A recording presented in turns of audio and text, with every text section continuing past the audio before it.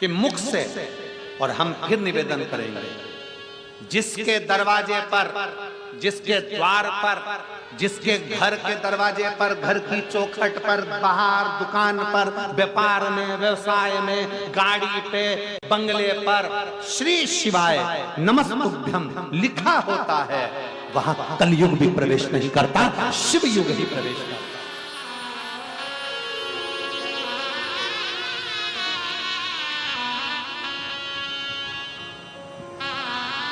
वहां शिव है, और केवल अकेला शंकर नहीं, श्री शिवाय नमस्तुभ्यम में मेरे शंकर, पार्वती, गणेश, कार्तिकेय, रिद्धि, सिद्धि, जया, विषहरा, श्यामली बारी, दौतली, देव, अशुभ सुंदरी, शिव के नंदी, और सब तुम्हारे रक्षा करने के लिए श्री शिवाय नमस्तुभ्यम में विराज। हमारी बात पर भरोसा नहीं हो तो गीता प्रेस गोरखपुर की शिव महापुराण लेकर आओ, उसकी विद्येश्वर संहिता को पढ़ो, उसमें निकालो कि श्री शिवाय नमस्तुभ्यम का मतलब क्या है। उसमें लिखा है श्री शिवाय नमस्तुभ्यम बोलने वाले के केवल मुख का दर्शन कर लो तो भी हजारों अश्वमेध यज्ञ का फल प्राप्त हो जाता है, हमारे दोष मिट जाते हैं, हमारे कष्ट मिट जाते हैं, हमारा दुख मिट जाता है। उसको पढ़ो, अध्ययन करो। किसी और वाला महाराज बोल रहा है तो किस में से बोल रहा है, हमें पढ़ना है। श्री शिवाय नमस्तुभ्यम का मतलब निकालना है, हम उसका अध्ययन करें, हम उसे पढ़ें, और उसमें पढ़ने पर तुम्हें मालूम पड़ेगा कि केवल बोलने से नहीं, अगर कोई श्री शिवाय नमस्तुभ्यम बोलता है, उसके मुख का भी दर्शन कर लेते हैं तो सारे पाठ छिन्न हो जाते हैं। शिव के प्रति जागो। आप जाओ, शंकर के शिवालय में दो तरह से जाया जाता है, एक अपने कदम से चलकर जाते हैं, दूसरे अपने मन से चलकर जाते हैं। कदम से चलकर जिस दिन आप शंकर के शिवालय तक ना पहुंचे, उस दिन मन से जाना कि मैं यहाँ बैठे बैठे आज भगवान शंकर की कथा में कांटा कुर्डी पहुंच गई हूँ, मैं कथा खुश कर रही हूँ। आज मेरा मन सोमनाथ पहुंच गया, आज मैंने केदारेश्वर का दर्शन कर,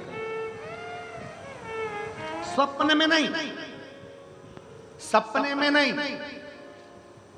बैठे बैठे कभी विचार करा करो आज मैं काशी जाऊंगा, मन से काशी पहुंच जाओ। जिस दिन जब तुम फ्री हो, एकांत में बैठ गए, मोबाइल को थोड़ा साइड में रखकर बड़े दिल से पहुंच जाओ, काशी में मुझे जाना है, बाबा का दर्शन करना, गंगा नहाना, विश्वनाथ का दर्शन करना, नाऊंगी जरूर। एक सास एक बहू, दोनों में अंतर, सास बहू का आपस में इतना प्रेम,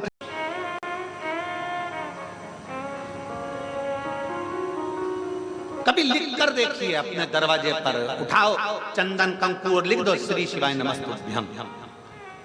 कभी लिख कर देखिए अपनी गाड़ी पर, कभी लिख कर देखिए अपने व्यापार में, उस तत्व का आनंद क्या है, उसको बोलने का सुख क्या है।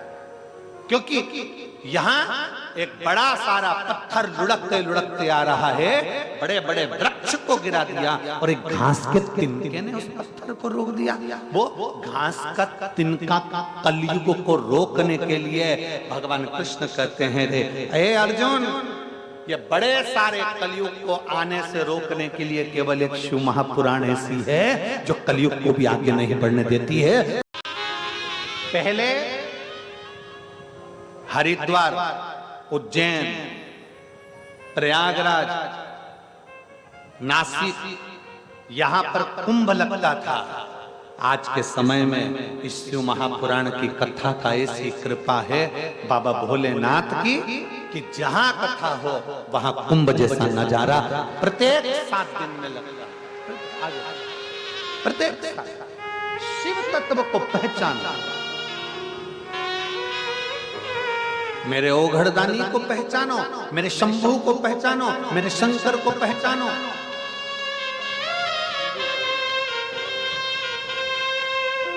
का मंथन करते हैं, उससे हमारे अंदर आत्मविश्वास प्रकट होता है। आत्मविश्वास, एक भरोसा, एक विश्वास हमारे भीतर प्रकट है।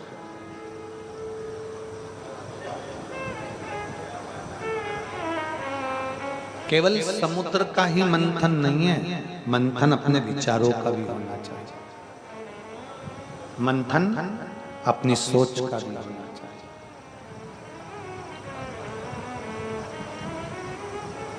हम तो यहां तक शिव महापुराण की कथा में कहते हैं कि शंकर पार्वती मेरे देव अधिदेव महादेव, और आस रखता है कि कोई तुझे पानी पिला दे,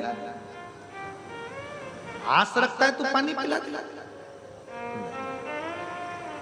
क्षमा मांगने लगा राजा कर्ण, मुझे क्षमा कर दो, कुछ दिन दे दो, मैं अन्न का दान करूंगा, थोड़े से दिन दे दो, मैं अन्न का दान करूंगा।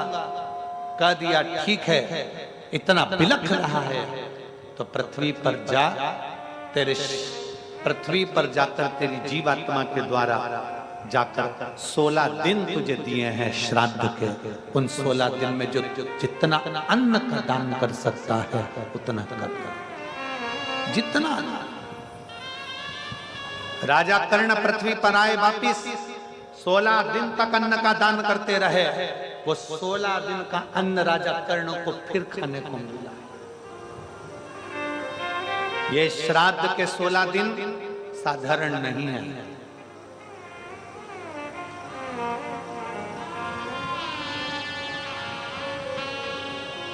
श्राद्ध के 16 दिन साधारण नहीं है। एक अन्न का दाना भी अगर हम किसी को खिला रहे हैं तो उसका पुण्य है। आप किसी को पानी, हम कुंज से श्री षडानंद कार्तिकेय जी का जन्म हुआ। कार्तिकेय बाबा गंगा जी की धार से 6 स्वरूप में उनका जन्म हो गया। कृतिकाओं ने, ऋषियों की पत्नी ने अपने तप बल से उनको एक कर दिया और उनका नाम कार्तिकेय हो गया। बोल कार्तिकेय महाराज की, कार्तिकेय भगवान की। एक कर दिया। उनके जन्म का क्या कारण था?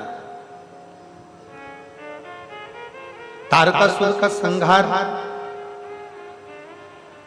क्योंकि तारकासुर ने मांगा क्या था?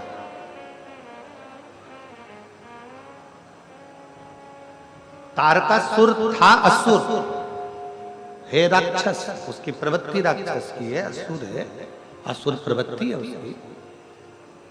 पर मांगा कितना अच्छा? तारकासुर ने मांगा कि अगर मेरी मृत्यु हो तो शंकर जी के पुत्र के द्वारा,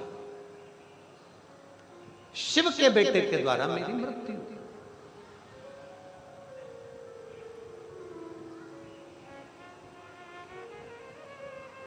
कभी कभी यहां जितनी मेरी जीजियां बैठी हैं, जितने मेरे जीजा बैठे हैं, जितनी मेरी बेटियां बैठी हैं, जितने मेरे बेटाएं बैठे हैं, उनसे निवेदन है, कभी कभी